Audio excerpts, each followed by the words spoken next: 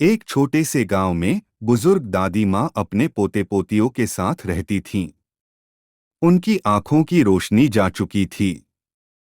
दादी माँ के साथ उनका सबसे छोटा पोता आर्यन और उससे बड़ा पोता अभिनव एवं पोती काव्या रहती थी।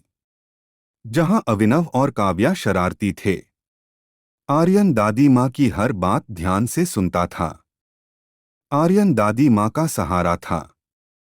वह मन में सोचता कि काश मेरी दादी माँ फिर से देख पाती।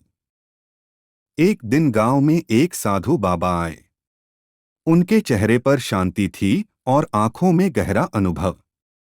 वे हर घर से भिक्षा मांगते हुए आगे बढ़ रहे थे। जब साधु बाबा अभिनव और काव्या के पास पहुंचे तो उन्होंने उनका अपमान किया।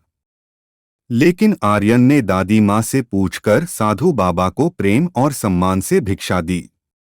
यह देखकर साधु बाबा के चेहरे पर मुस्कान फैल गई। प्रसन्न होकर साधु बाबा बोले, गृहकूट पर्वत की झील में एक दिव्य नीलकमल है। उसकी शक्ति से तुम्हारी दादी की आंखों में फिर रोशनी आ सकती है। लेकिन पहले पवित्र होना आवश्यक है।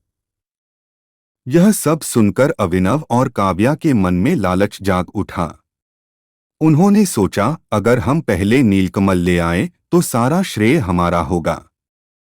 बिना पवित्र हुए जैसे ही उन्होंने नीलकमल को छुआ, प्रकृति ने उन्हें दंड दिया। एक ही पल में वे दोनों पत्थर बन गए। दादी माँ की अनुमति लेकर आर्यन कठिन यात्रा पर निकल पड़ा। उसके कदम छोटे थे, लेकिन इरादे बहुत बड़े। नदियाँ, झरने और ऊंचे पहाड़, हर मुश्किल को पार करते हुए आर्यन आगे बढ़ता गया, क्योंकि उसका विश्वास अडिग था।